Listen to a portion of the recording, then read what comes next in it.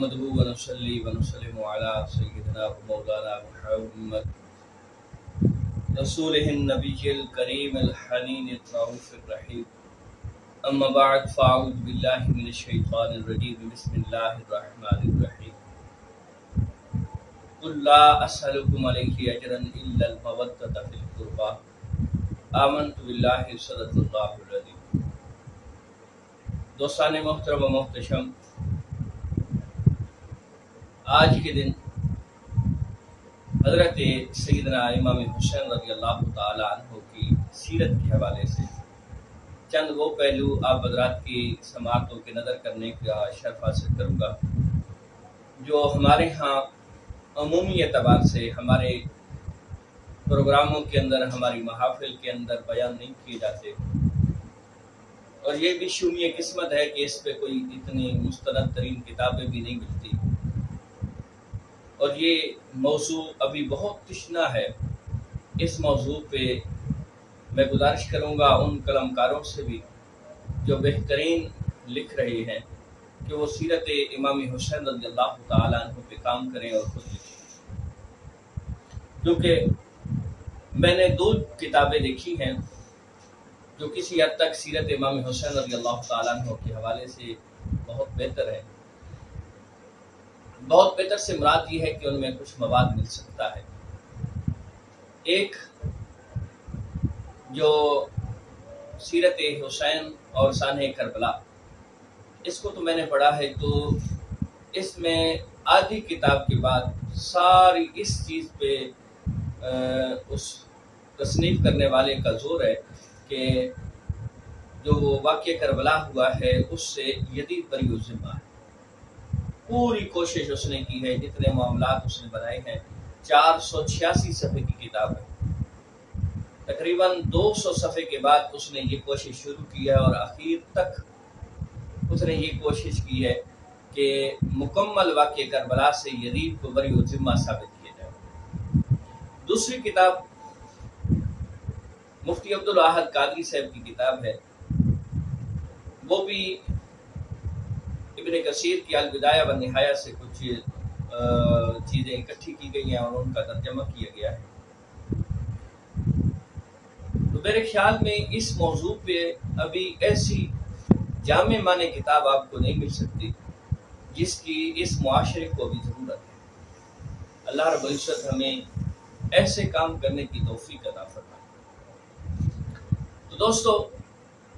آج میرا یہ ذہن تھا کہ حضرت امام حسین رضی اللہ تعالیٰ عنہ کے حوالے سے سیرت کے اعتبار سے چند گزارشات جناب کی سماعتوں کی نظر کی جائے۔ تو حضرت امام حسین رضی اللہ تعالیٰ عنہ کے حوالے سے ہے کہ آپ 4 ہجری،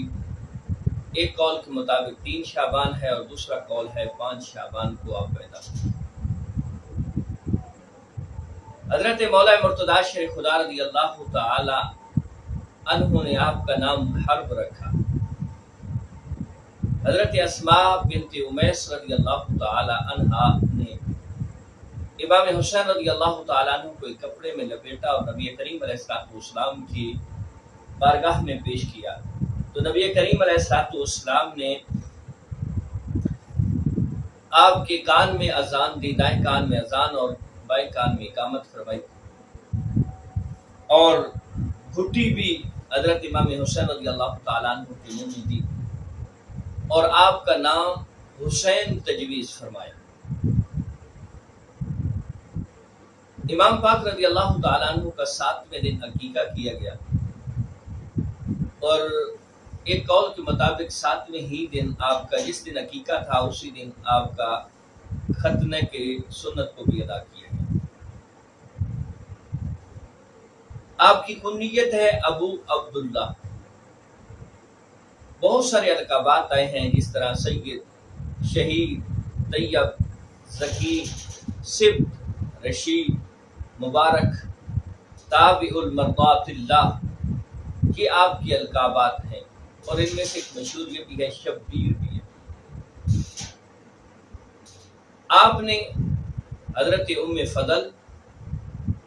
زوجہ یکتر، اور اپنی والدہ محترمہ سیدہ طیبہ عابدہ سیدہ فاطمہ الزہرا سلام اللہ علیہا کا دودھ پیا۔ بچپن میں سرکار کریم علیہ السلام نے آپ کو دیکھا کہ آپ نے اپنے ہم عمر لڑکوں سے کشتی کی اور جیت گئے، تو آپ علیہ السلام نے اٹھایا اور فرمایا یہ شجاع ابن شجاع ہے۔ آپ بچپن سے ہی نشانہ بازی کی مشق کیا کرتے تھے، لکڑی کی تلوار بناتے اور اس سے کھیلتے تھے۔ یہ مجاہد ابن مجاہد ہے، شجاع ابن شجاع ہے۔ آپ نے 5 سال کی عمر میں نماز شروع فرمائی اور 6 سال کی عمر میں روزے رکھنے شروع کر دیے۔ یہ قابل توجہ بات ہے۔ ہم حسینی جو دعوے دار ہیں کہ ہم حسینی ہیں، آج ہماری مساجد کیوں ویران ہیں؟ امام پاک رضی اللہ تعالیٰ عنہ تو 5 سال کی عمر سے نماز کو شروع کر رہے ہیں، پھر آج کا حسینی یہ جس کی داڑھی بھی اب سفید ہو چکی ہے وہ نماز کیوں نہیں پڑھتی؟ تو حسینی کردار کو اپنانا چاہیے کہ آپ 5 سال سے نماز شروع کر رہے ہیں اور تا دم شہادت نماز آپ کی کبھی ضائع نہیں۔ 6 سال کی عمر میں روزے رکھنے شروع کر دیے۔ تاریخ الشہداء کے حوالے سے ایک بات ہے کہ خود آپ فرماتے ہیں، یعنی امام پاک رضی اللہ تعالیٰ عنہ فرماتے ہیں کہ میں نے جس قدر تعلیم سیدنا صدیق اکبر اور سیدنا فاروق اعظم رضی اللہ تعالیٰ عنہ سے پائی ہے، اتنی کسی اور سے نہیں پائی، اور جو کچھ ان سے سیکھا ہے اتنا کسی اور سے نہیں سیکھا۔ جب سرکار کریم علیہ السلام کا ظاہری زندگی سے وصال ہوا تو حضرت امام حسین رضی اللہ تعالی عنہ کی عمر 7 سال تھی۔ سرکار کریم علیہ السلام کی وصال کے بعد ایک دن سیدہ فاطمہ الزہرا سلام اللہ علیہا بیماری کی شدت کے باوجود اٹھی اور آٹا گوندا اور اپنے جگر پاروں کے سر دھونے لگی۔ مولا مرتضی شیر خدا رضی اللہ تعالی عنہ نے جو باہر تشریف فرما تھے گھر تشریف لائے تو دیکھا، حیران ہوئے اور سیدہ سے فرمانے لگے کہ آج کیا معاملہ ہے؟ اتنی بیماری کی شدت کے باوجود آپ اپنے لختے جگروں کو بھی نہلا رہی ہیں، ان کے سروں کو دھو رہی ہیں اور ان کے کھانے کے لیے آٹا بھی گوندا ہے۔ تو سیدہ فاطمہ الزہرا سلام اللہ علیہا فرماتی ہیں کہ اے علی، میں نے ابھی خواب دیکھا ہے، سرکار کریم علیہ السلام کو اپنے خواب کے اندر دیکھا ہے، تو مجھے میرے بابا جان فرما رہے ہیں کہ فاطمہ آج آپ میرے پاس آ جائیں۔ تو مجھے محسوس ہو رہا ہے کہ آج میری زندگی کا آخری دن ہے۔ تو اسی دن شام کے وقت سیدہ فاطمہ الزہرا سلام اللہ علیہا کا وصال۔ حضرت امام حسین رضی اللہ تعالی عنہ فنون حرب، گھڑ سواری، تیر اندازی، تیغ زنی اور مجاہدہ وغیرہ جیسے سپاہ گری کے اصول و قواعد اپنے والد محترم مولا مرتضی شیر خدا رضی اللہ تعالی عنہ سے سیکھی۔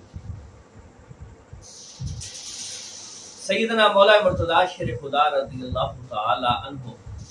جب کبھی آیات جو متعلق جہاد ہوتی تھی تلاوت فرماتے تو حضرت امام حسین رضی اللہ تعالی عنہ ان سے جہاد کے طریقے معلوم کرتے، جنگ کرنے کے ڈھنگ پوچھتے رہتے، اور جب مولا مرتضی سمجھاتے تو آپ فرماتے مجھے عملی مشق کرائی جائے۔ پھر شیر خدا رضی اللہ تعالی عنہ عملی مشق کرواتے تھے، یعنی حضرت امام پاک کو باقاعدہ طور پہ یہ جو سپاہ گری ہے یا فنون حرب ہے، یہ چیزیں امام پاک کو حضرت امام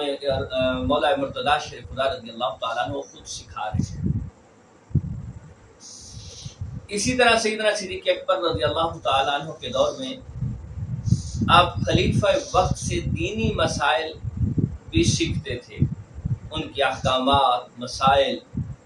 یہ کتابوں کے اندر ہے کہ آپ ان سے باقاعدہ طور پہ سیکھتے تھے، سیدنا صدیق اکبر رضی اللہ تعالیٰ عنہ سے۔ اب سیدنا صدیق اکبر رضی اللہ تعالیٰ عنہ حضرت امام حسن حسین رضی اللہ تعالیٰ عنہما سے کتنی محبت فرماتے ہیں۔ ایک مرتبہ سیدنا امام حسین رضی اللہ تعالیٰ عنہ سے سیدنا صدیق اکبر نے فرمایا، اے حسین، تم مجھے میری جان سے بھی زیادہ عزیز ہو۔ جو یہاں بہت ساری باتیں شکوک و شبہات پیدا کرتی ہیں، یہ کتابوں کا ایک حوالہ ہے کہ سیدنا صدیق اکبر رضی اللہ تعالیٰ عنہ حضرت امام حسین سے فرما رہی ہے کہ اے حسین، تم مجھے اپنی جان سے بھی زیادہ عزیز ہو، اس لیے کہ تم میرے آقا نامدار سرکار کریم علیہ الصلوۃ والسلام کے نواسے ہو، اور میرے پیارے دوست مولا مرتضیٰ شیر خدا کے لخت جگر اور جگر گوشہ رسول علیہ الصلوۃ والسلام سیدہ فاطمہ الزہرا سلام اللہ علیہا کے نور نظر۔ تمہیں جس چیز کی ضرورت ہو مجھ سے وہ اپنی ضرورت پوری کرواؤ، اور بلا جھجک کہہ دیا کرو کہ فلاں شے کی طلب ہے۔ اگر مجھ سے نہ کہہ سکو تو اپنی نانی جان سیدہ عائشہ صدیقہ رضی اللہ تعالی عنہا سے کہہ دیا کرو، وہ مجھے بتا دیا کریں گی اور میں آپ کی وہ ضرورت کو پورا کر دوں گا۔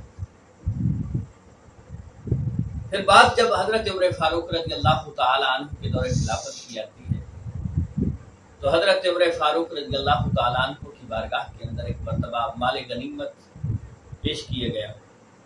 تو آپ مجاہدین کو، باقی لوگوں کو مال غنیمت عطا فرما رہے تھے۔ ان میں حضرت عبداللہ بن عمر رضی اللہ تعالیٰ عنہ جو جلیل القدر صحابی بھی ہیں اور بڑے مجاہد بھی تھے، انہیں آپ نے یعنی حضرت عمر فاروق نے، خلیفہ وقت نے 1000 درہم عطا فرمایا، اور جب حسنین کریمین کی باری آتی ہے تو ان کو 5,000 درہم عطا فرمایا۔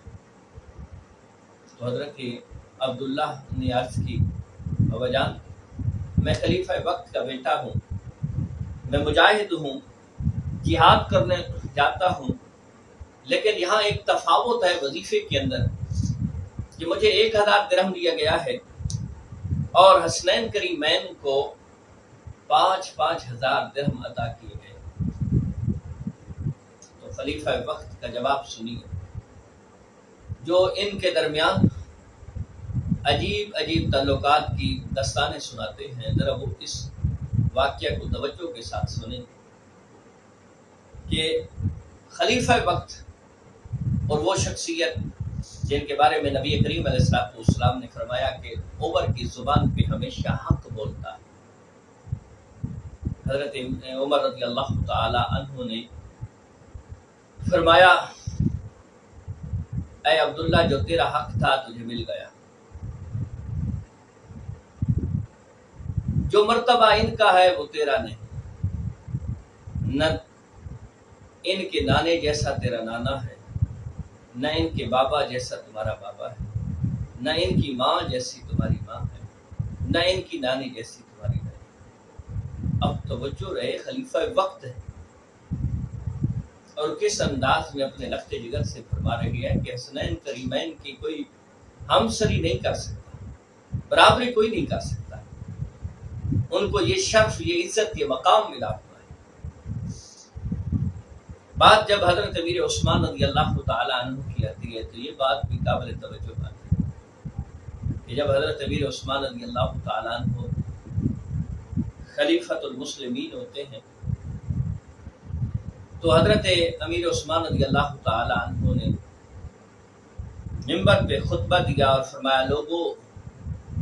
رسول کریم علیہ الصلوۃ والسلام نے حجۃ الوداع کے بعد غدیر خم کے مقام پہ جو تقریر فرمائی تھی، بیان فرمایا تھا، اس کا ایک ایک لفظ یاد کرو اور اس کے ایک ایک حرف پہ عمل کیا کرو۔ اب ایک شخص کھڑا ہوا اور وہ پوچھنے لگا کہ اے امیر المومنین، نبی کریم علیہ الصلوۃ والسلام نے خم کے مقام پہ کیا فرمایا تھا؟ تو حضرت امیر عثمان رضی اللہ تعالیٰ عنہ وہ غدیر خم والی حدیث جو ہے، جو صحیح مسلم کے اندر ہے، حضرت زید بن ارقم سے روایت ہے، وہ بیان فرمائی کہ جس میں نبی کریم علیہ الصلوۃ والسلام نے فرمایا کہ میں طویل حدیث ہے کہ میں اس دنیا سے جا رہا ہوں، دو چیزیں تمہارے اندر چھوڑ کے جا رہا ہوں، ایک تو کتاب اللہ ہے، پھر کتاب اللہ کے بارے میں ارشاد فرماتے رہے کہ اسے مضبوطی کے ساتھ پکڑو، اس پہ غور و فکر کرو، اس کی طرف راغب ہو جاؤ اور اس پہ توجہ کرو، اور دوسرا فرمایا میری اہل بیت، اس کے بارے میں اللہ سے ڈرتے رہنا، اللہ سے ڈرتے رہنا، اللہ سے ڈرتے رہنا۔ یہ حدیث پاک، مکمل حدیث پاک خلیفۃ المسلمین خلیفہ ثالث حضرت امیر عثمان رضی اللہ تعالیٰ عنہ نے بیان کی۔ اور اس خطبے کا حسن یہ بھی ہے کہ اس خطبے کے اندر حسنین کریمین بھی موجود تھے۔ جب یہ حدیث مبارک حضرت امیر عثمان نے بیان فرمائی تو حضرت امیر عثمان رضی اللہ تعالی عنہ یہ حدیث بیان کرنے کے دوران ہی حسنین کریمین دونوں صاحبزادوں کی طرف، شہزادوں کی طرف اشارہ فرمایا اور فرمایا جو شخص رسول کریم علیہ الصلوۃ والسلام سے محبت کرتا ہے اس کا فرض ہے کہ وہ ان سے محبت رکھے اور ان کے درجات کو پہچانے۔ اب میں نے بالترتیب تینوں خلفاء کی یہ ایک بات، کیونکہ ہمارا ذہن تھا کہ ہمارا یہ جو ایک لیکچر ہے یہ زیادہ طویل نہ ہو جائے، تو صرف ایک بات جناب کے سامنے رکھی ہے کہ اب ان تینوں باتوں کے اندر تینوں خلفاء کی خصوصاً حسنین کریمین سے کس لیول کی محبت ہے۔ اللہ کریم اس شخص کو ہدایت عطا فرمائے کہ جو ان کے درمیان اختلافات کی یا بغض و عناد کی یا دشمنی کی باتیں لوگوں کے سامنے رکھتا ہے، اللہ اسے ہدایت عطا فرمائے۔ اور حضرت امام حسین رضی اللہ تعالیٰ عنہ نے حضرت امیر عثمان ہی کے دور کے اندر افریقہ میں جہاد کیا، اس کے بعد طرابلس میں جہاد کیا، سبیطلہ کے مقام پہ جہاد کیا، اور قلعہ عجم جیسے بڑے بڑے مقام پہ حضرت امیر عثمان رضی اللہ تعالیٰ عنہ کے دور کے اندر جہاد کرنے کے لیے تشریف لے گئے، اور کئی دن اس جہادی لشکر کا حصہ رہے۔ جب وہ جہادی لشکر فتح یاب ہو کے مدینہ طیبہ پہنچتا تھا تو اس وقت حضرت امام پاک رضی اللہ تعالیٰ عنہ تشریف لاتے تھے۔ جب خلیفہ چہارم حضرت امیر علی شر خدا رضی اللہ تعالیٰ عنہ کے دور خلافت آئے تو حضرت امام حسین رضی اللہ تعالیٰ عنہ اپنے والد محترم شیر خدا رضی اللہ تعالیٰ عنہ کے آپ مشیر بھی تھے، اور آپ کی جو لشکر ہے اس کے سپہ سالار بھی ہوا کرتے تھے۔ جتنی بھی حضرت مولا مرتضیٰ شیر خدا رضی اللہ تعالیٰ عنہ نے جنگیں لڑی ہیں ان میں آپ اپنے والد محترم کے بازو کے ساتھ رہے، دست و بازو بنے رہے۔ اسی طرح حضرت امام حسن کے دور کے اندر آپ حضرت امام حسن کے ساتھ رہے، اور حضرت امام حسن رضی اللہ تعالیٰ عنہ نے جب حضرت امیر معاویہ رضی اللہ تعالیٰ عنہ سے صلح کی تو ابتدا کے اندر حضرت امام حسن رضی اللہ تعالیٰ عنہ اس صلح کے حق میں نہیں تھے۔ پھر جب حضرت امام حسن نے آپ کو سمجھایا، آپ کی بارگاہ میں کچھ چیزیں رکھی تو آپ سمجھ گئے اور پھر اس چیز پہ راضی ہو گئے، اور دونوں بھائیوں نے مل کے یہ صلح کی۔ اس میں بہت ساری باتیں ہیں، آپ علماء سے، مشائخ سے، اسکالر حضرات سے سنتے رہتے ہیں،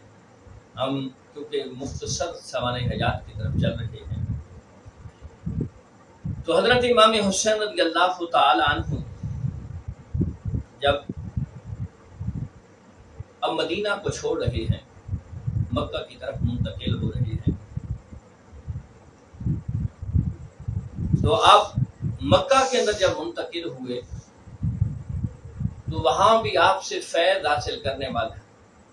آپ کے پاس پڑھنے والوں کی تعداد ایک کثیر تعداد ہوا کرتی تھی۔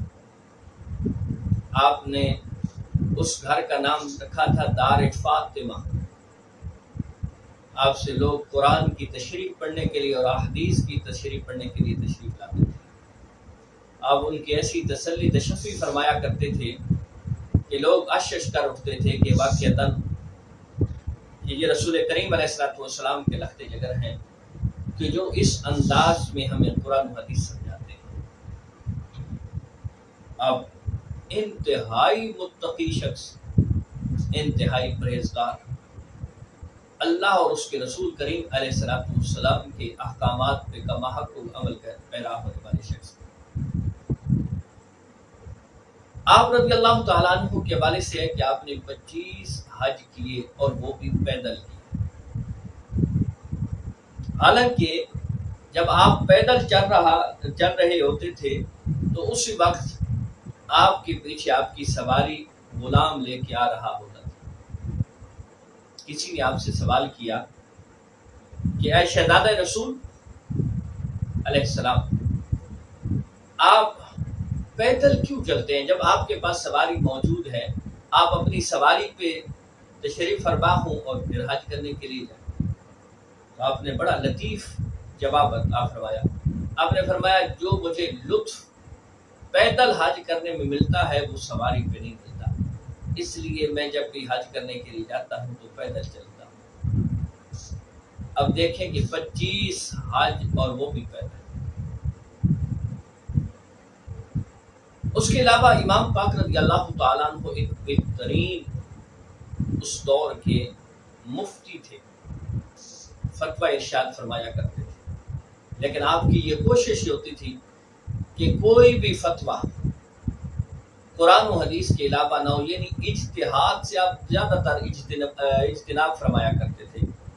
کوشش ہوتی قیاس اور اجتہاد کی بات نہ ہو، بلکہ قرآن و حدیث سے واضح حکم کو مد نظر رکھتے ہوئے کوئی چیز کا فتویٰ دیا جائے۔ آپ ویسے مہمان نواز بھی بڑے تھے اور آپ کے اندر صلہ رحمی بھی بڑی تھی۔ ایک شخص آیا حضرت عبداللہ بن مسعود رضی اللہ تعالیٰ عنہ کے پاس، جس کا تعلق سیدہ خدیجہ الکبریٰ رضی اللہ تعالی عنہا کے پہلے شوہر کے ساتھ تھا، یعنی کوئی رشتہ داری تھی پہلے شوہر کے ساتھ۔ جب حضرت امام پاک رضی اللہ تعالیٰ عنہ کو اس شخص کے بارے میں معلوم ہوا تو آپ حضرت عبداللہ بن مسعود کے گھر تشریف لے گئے اور فرمایا کہ میں اس شخص کی، اس مہمان کی مہمان نوازی کرنا چاہتا ہوں۔ حضرت عبداللہ بن مسعود عرض کرتے ہیں اے شہزادہ رسول جیسے آپ کی مرضی۔ تو حضرت امام حسین رضی اللہ تعالیٰ عنہ اس شخص کو ساتھ لے آئے اور اپنے گھر میں بٹھایا، بہت زیادہ اس کی خدمت کی، مہمان نوازی کی، اور جب وہ شخص واپس جانے لگا تو حضرت امام حسین رضی اللہ تعالیٰ عنہ نے اسے انتہائی قیمتی ملبوسات اور تحفہ تحائف سے عنایت فرمائی،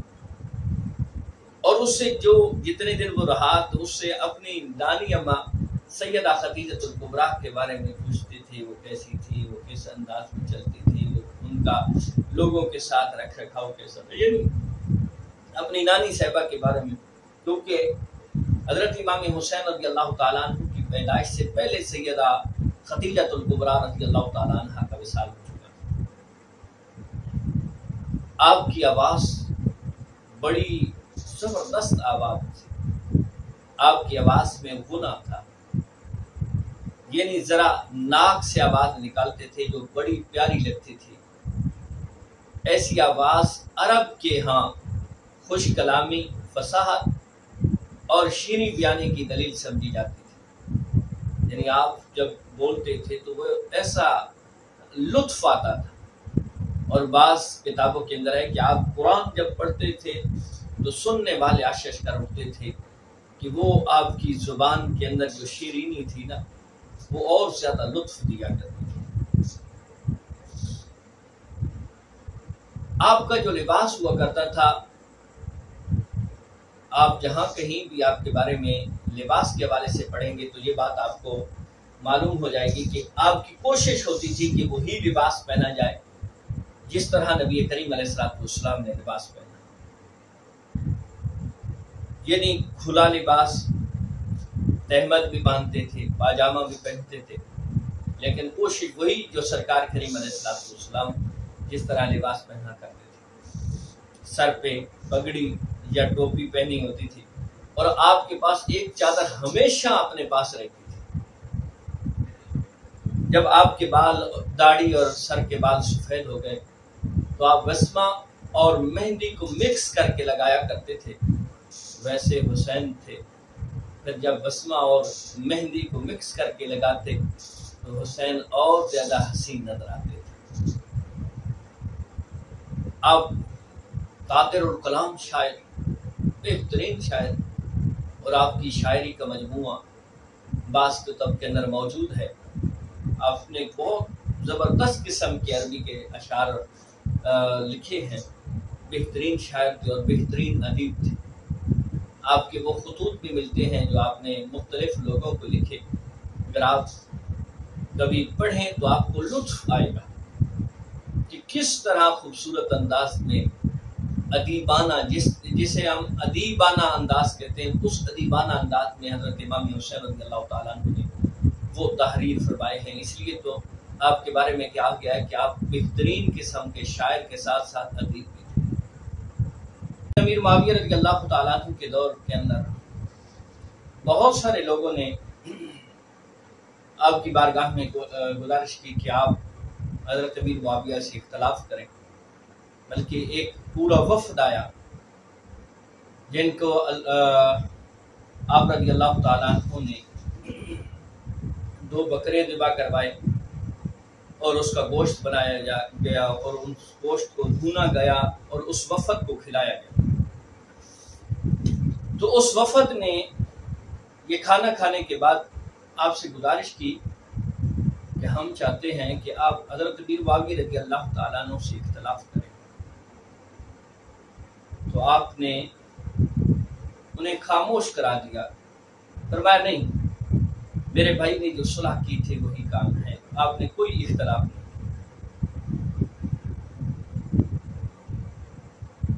اور اس صلح کو حضرت امیر معاویہ رضی اللہ تعالیٰ عنہ کی زندگی میں نبھاتے رہے۔ بلکہ ایک تاریخی بات ملتی ہے کہ ایک مرتبہ حضرت امام حسین رضی اللہ تعالیٰ عنہ حضرت امیر معاویہ کے پاس تشریف لے گئے، تو حضرت امیر معاویہ رضی اللہ تعالیٰ عنہ خطبہ ارشاد فرما رہے تھے۔ جب حضرت امام حسین کو دیکھا تو فرمایا، بھتیجے میں تھوڑا سا خطبہ دے رہا ہوں، اس کے بعد تم ہی خطبہ ارشاد فرمانا۔ تو حضرت امام حسین رضی اللہ تعالیٰ عنہ نے حضرت امیر معاویہ کے سامنے ہی خطبہ ارشاد فرمایا۔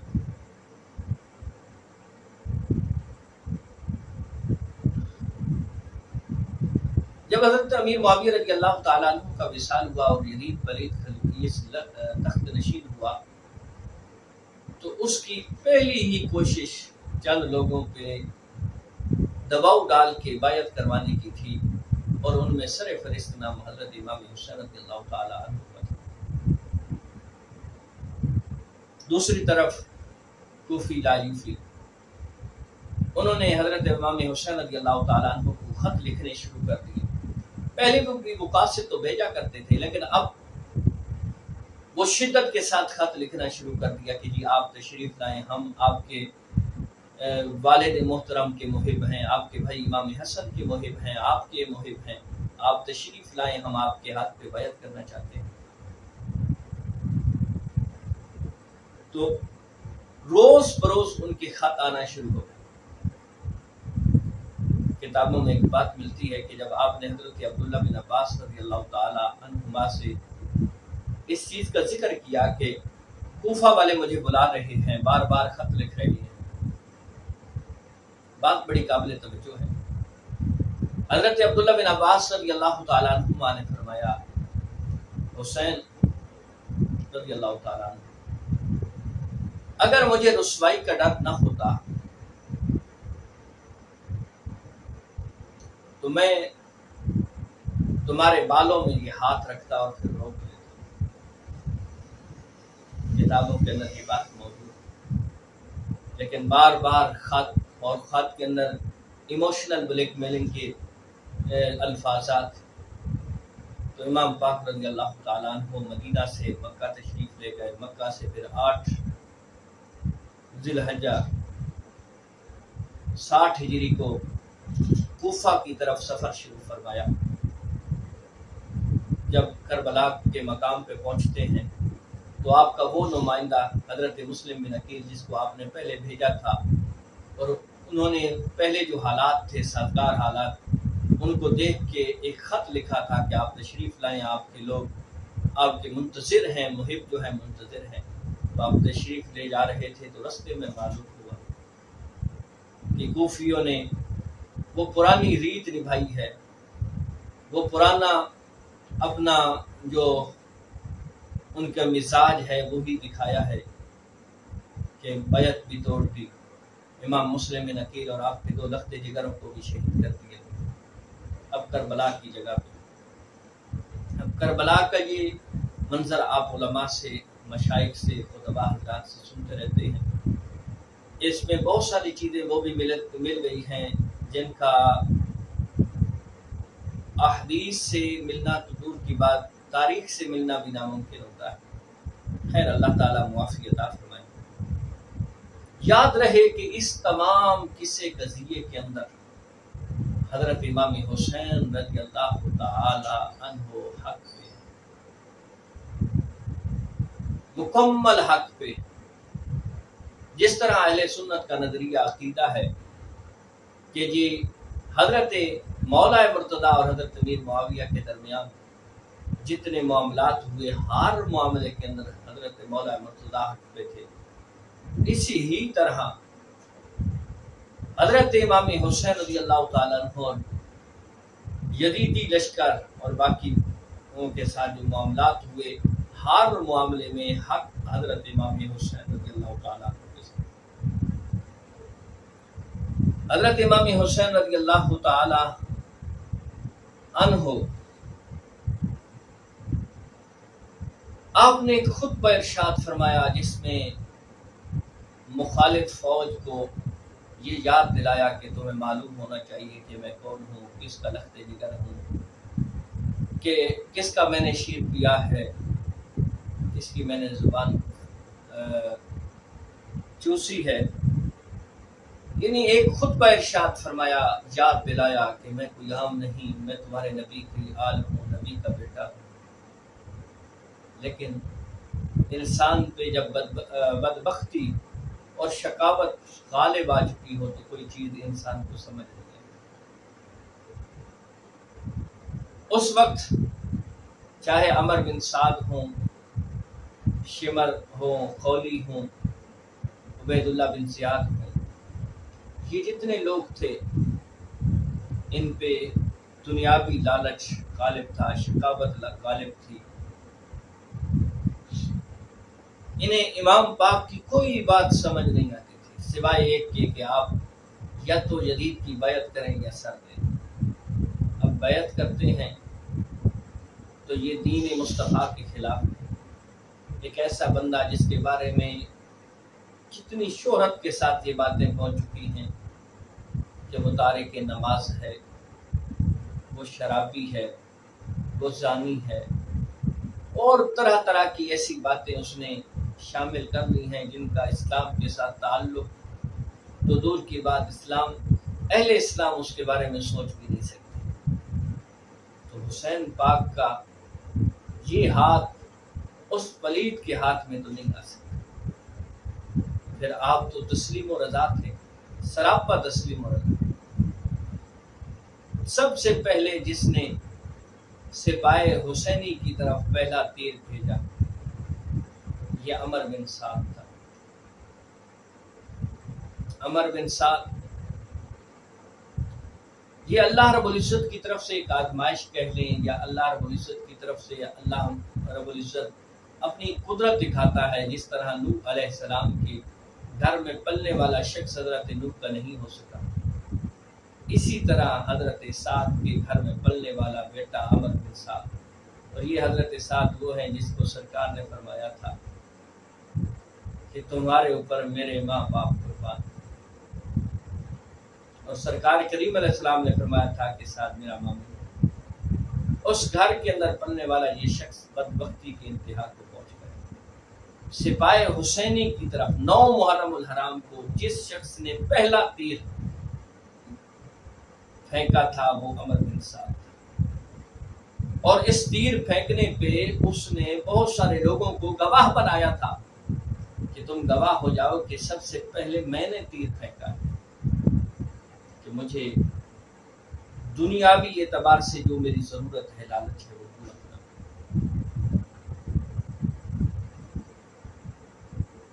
حضرت امام حسین رضی اللہ تعالیٰ عنہ اور آپ کے رفقا 10 محرم الحرام کو شہادت پیش کرتے ہیں۔ سب سے آخر میں حضرت امام حسین رضی اللہ تعالیٰ عنہ خوب لڑتے، اور ایک مرتبہ تو یزیدیوں کو دن کے اندر تارے نظر آ جاتے کہ واقعتاً کوئی ذوالفقار حسینی چل رہی، یہ ایسی تلوار چل رہی ہے کہ مولا مرتضیٰ آج یاد آ رہے ہیں، شیر خدا یاد آ رہے ہیں، لیکن کہاں ایک اور کہاں وہ ہزاروں کی تعداد۔ 10 محرم الحرام 61 ہجری جمعۃ المبارک کا دن عصر کے وقت حضرت امام پاک رضی اللہ تعالی عنہ جام شہادت نوش فرماتے ہیں۔ آپ کا سر تن سے جدا کیا جاتا ہے اور ظلم و ستم کے پہاڑ ڈھا دیے جاتے ہیں۔ آپ کی شہادت کے بعد جب آپ کے جسم کو دیکھا گیا تو 33 زخم تیروں کے تھے اور 34 زخم تلواروں کے تھے۔ اس کے بعد یہ قافلہ جن پہ ظلم کی انتہا کی گئی، خیمے جلائے گئے، بہت کچھ جو ظلم و ستم یزیدی لشکر کر سکتا تھا کرتا رہا۔ پھر کس انداز میں آپ علماء سے سماعت فرماتے رہتے ہیں کہ اس لٹے پھٹے قافلے کو یزید پلید کے پاس لایا گیا تو ابتدا میں تو اس نے تفخر دکھایا، تکبرانہ انداز میں کہا کہ آج کون ہے،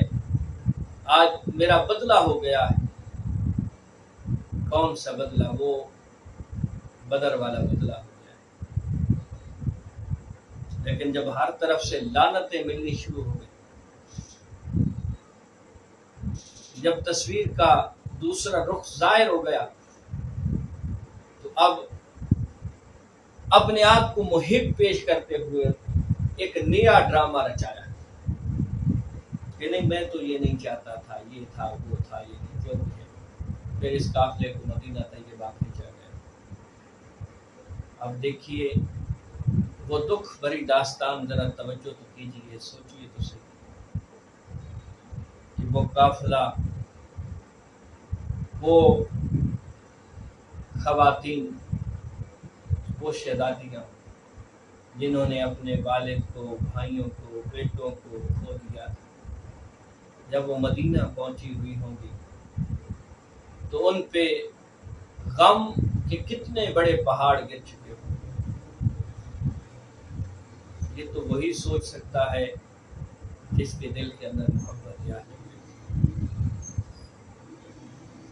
پھر حضرت امام حسین رضی اللہ تعالی عنہ کے قتل کے اندر جو جو شریک تھا اسے اسی ہی دنیا کے اندر سزا دی، اور اتنے ذلیل ہوئے ہیں، رسوا ہوئے ہیں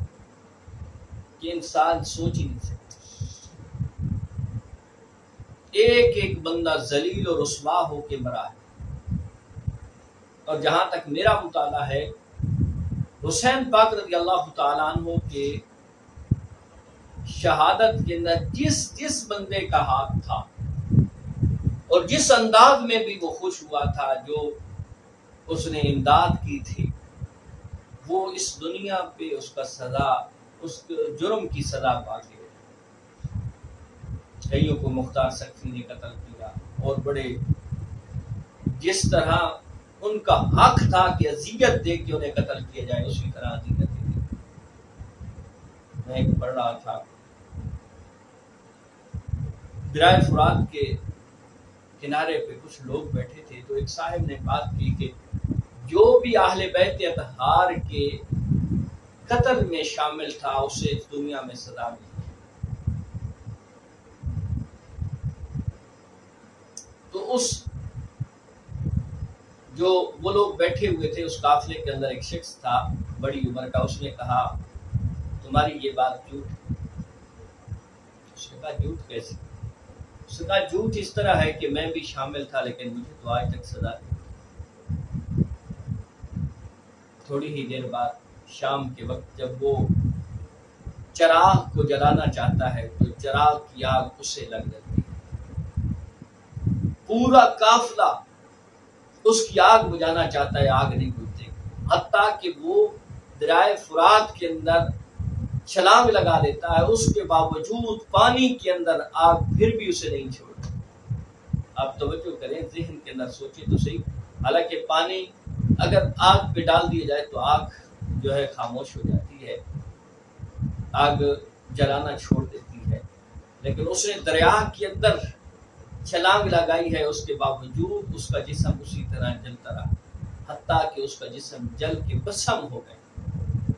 اور قافلے والوں نے بھی دیکھ لیا کہ جس نے حضرت حسین پاک رضی اللہ تعالیٰ عنہ کے شہادت کے اندر اپنا حصہ ملایا تھا، وہ دنیا کے اندر رسوا ہوا، ذلیل ہوا، خوار ہوا، دنیا کے اندر اس نے سزا پائی ہے، اور آخرت کی سزا تو یقیناً ہے۔ حضرت امام حسین رضی اللہ تعالی عنہ کے مزار کے بارے میں ہے، اکثریت کا یہی قول ہے کہ نجف اشرف کے اندر آپ کا مزار مبارک ہے، آج کل بھی لوگ زیارت کے لیے جاتے ہیں۔ اس کے بعد آخری بات اور پھر گفتگو کو سمیٹتے ہیں کہ حضرت امام حسین رضی اللہ تعالی عنہ کی کتنی شادیاں تھیں؟ جہاں تک میں نے کوشش کی ہے بہت ساری کتابوں کے اندر دیکھنے کی، تو 9 عورتوں کے ساتھ آپ نے شادی فرمائی تھی۔ ان میں پہلی رباب کلبیہ بنت امر القیس بھی ہے، اس کے بطن سے حضرت عبداللہ اور حضرت سکینہ پیدا ہوئی تھی۔ دوسری لیلہ بنت مرہ ہے، یہ حضرت علی اصغر رضی اللہ تعالی عنہ کی والدہ محترمہ ہیں، جن کا وصال 6 ماہ کی عمر میں شہادت ہوئی تھی کربلا کے میدان میں۔ تیسری ام قیس بنت طلحہ بن عبید اللہ ہے، یہ حضرت امام حسن رضی اللہ تعالی عنہ کی بیوہ تھی۔ پھر حضرت امام حسین رضی اللہ تعالی عنہ نے ان سے نکاح فرمایا، ان سے حضرت فاطمہ الزہرا صغریٰ، حضرت فاطمہ صغریٰ جنہیں کہا جاتا ہے، وہ پیدا ہوئی۔ چوتھی حضرت شہر بانو یا شاہ زنان آپ کا نام ملتا ہے، یہ فارسی الاصل تھی، ایرانی بادشاہ کی لفظ جگر تھی۔ ان کے بطن سے حضرت امام زین العابدین رضی اللہ تعالی عنہ اور حضرت علی اکبر رضی اللہ تعالی عنہ پیدا ہوئے۔ اور حضرت شہر بانو ہوئی ہے کہ جب یہ مال غنیمت میں آئی تو حضرت مولا حضرت عمر فاروق رضی اللہ تعالیٰ عنہ کا دور خلافت تھا، آپ نے فرمایا یہ دنیا کی شہزادی ہے، میں اسے شہزادہ عطا کروں گا، تو آپ نے اس کا حضرت شہر بانو کا نکاح حضرت حسین پاک رضی اللہ تعالیٰ عنہ سے کر۔ اب جتنی بھی نسل چلی ہے حضرت حسین پاک رضی اللہ تعالیٰ عنہ کی، وہ حضرت امام زین العابدین سے، اور حضرت امام زین العابدین لخت جگر ہیں حضرت شہر بانو، اور یہ حضرت شہر بانو وہ ہے کہ جس کو حضرت امیر عمر رضی اللہ تعالی عنہ نے حضرت امام حسین پاک کو دی تھی اور نکاح کروایا۔ تو حسینیوں کو تو چاہیے کہ حضرت عمر فاروق کے اس احسان کو کبھی نہ بھولیں، حضرت عمر فاروق کے اس احسان کو بھولنا نہیں چاہیے۔ پانچویں حضرت عائشہ بنت خلیفہ ہیں، اس سے حضرت امام پاک کی کوئی اولاد نہیں تھی۔ چھٹی حضرت حفصہ بنت عبد الرحمن ہیں، یہ حضرت سیدنا صدیق اکبر رضی اللہ تعالی عنہ کی پوتی ہیں، حضرت عبد الرحمن بن ابی بکر کی لخت جگر ہیں۔ ان سے بھی امام پاک کی اولاد کا کوئی ثبوت نہیں ملتا، لیکن یہ بات بھی عدل من الشمس ہے کہ جس طرح محمد بن ابی بکر رضی اللہ تعالیٰ عنہ کی پرورش مولا مرتضیٰ شرع خدا رضی اللہ تعالیٰ عنہ نے کی ہے، جو لخت جگر ہیں سیدنا صدیق اکبر کے۔ دوسری بات یہ ہے کہ حضرت حفصہ بنت عبد الرحمن یہ بھی پوتی ہیں سیدنا صدیق اکبر کی، ان کا نکاح حضرت امام حسین پاک سے ہوا ہے۔ تو یہ بات کئی چیزوں کو کلیئر کر رہی ہے کہ حضرت امام حسن و حسین کا کتنا تعلق تھا، مولا مرتضیٰ کا کتنا تعلق تھا سیدنا صدیق اکبر کے ساتھ رضی اللہ تعالیٰ۔ چھٹی ہیں عاتقہ بنت زید بنت عمر، یہ پہلے بیوہ تھی، پھر حضرت امام حسین رضی اللہ تعالیٰ عنہ سے نکاح کیا، ان سے بھی کوئی اولاد نہیں۔ آٹھویں ہیں قصائیہ، ان سے حضرت جعفر رضی اللہ تعالیٰ عنہ پیدا ہوئے، جو شیر خارگی میں ہی وصال فرماتے تھے حضرت امام حسین رضی اللہ تعالیٰ عنہ کے لخت۔ نویں ہیں حضرت غزالہ، ان سے بھی حضرت امام پاک رضی اللہ تعالی عنہ نے شادی فرمائی تھی، لیکن ان سے بھی کوئی اولاد امام پاک کی نہیں تھی۔ یہ بندہ فقیر کی ادنا سی کوشش تھی کہ وہ چیزیں جو ہمارے لوگوں کو امام پاک رضی اللہ تعالی عنہ کے بارے میں معلوم ہونی چاہیے، وہ باتیں ہمارے، کیونکہ جو شہادت کے پروگرام ہوتے ہیں یا پیغام میں کربلا کے پیغام ہوتے ہیں یا فلسفہ شہادت کے پروگرام ہوتے ہیں، ان میں یہ چیزیں بیان نہیں کی جاتی، تو ہم ایسا ایک لیکچر ریکارڈ کروائیں گے جس کے اندر اپنی قوم کو یہ باتیں بتائیں، ان کی علم میں لائیں۔ امید ہوگی کہ